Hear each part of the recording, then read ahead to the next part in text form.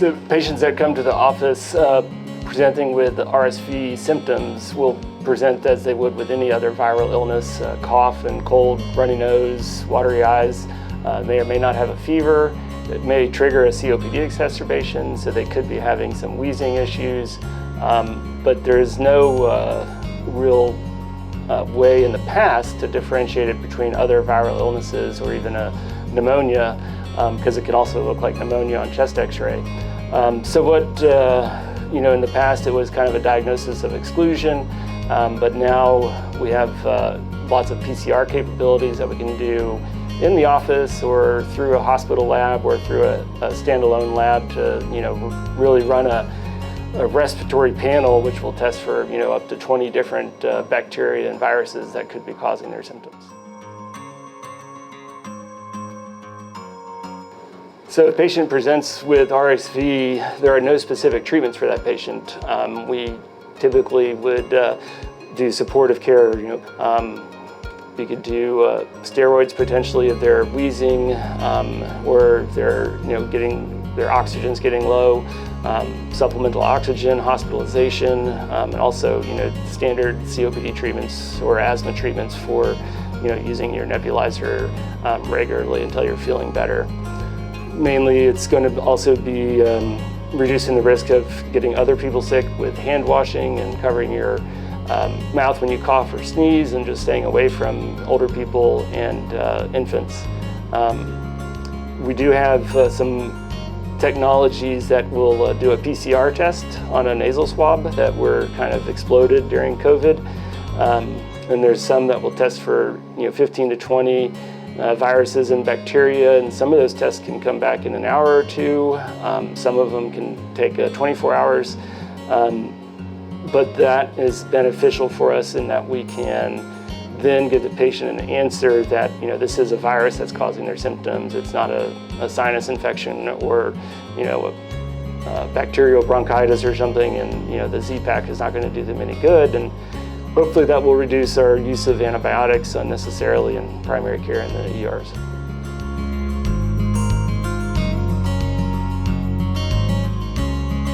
So patients that will test positive for RSV, recommendations, while there are no specific treatments for RSV, it's more symptomatic type treatment. If they're wheezing, we would give them steroids, just like any COPD exacerbation. Nebulizer treatments with albuterol and ipratropium would be helpful potentially also. If they get sicker, supplemental oxygen and hospitalization may be required.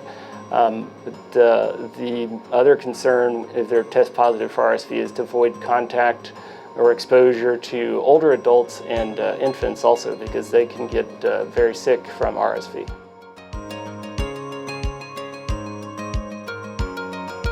RSV is thought to cause about 160,000 hospitalizations in the United States each year, and 6,000 to 10,000 deaths in the United States. These primarily occur in the very young and in the elderly population, and also in the elderly population that have comorbid conditions such as COPD or heart failure or renal issues. We don't have any specific treatments for it, but the vaccines that are coming out now are going to be our best line of defense for those types of patients.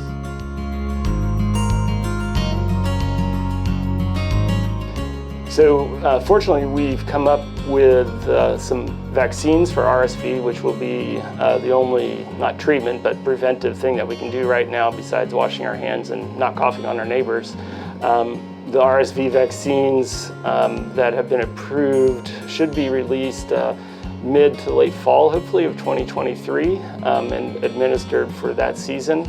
RSV is typically a late fall, winter, early spring disease similar to flu. So we will be looking to vaccinate patients at the same time that we give them their flu vaccine. There are 2 vaccines available for RSV from different manufacturers, and they also use different technologies. And so that will be a decision between the patient and the provider which vaccine they want. Their studies show that they're essentially equally effective for the first year and then for the second year. But right now the ACIP has only recommended the vaccine as a one-time dose for anybody over the age of 60. And Medicare will pick up ACIP recommendations for reimbursement, and then hopefully commercial insurances will follow for patients that are not in Medicare yet.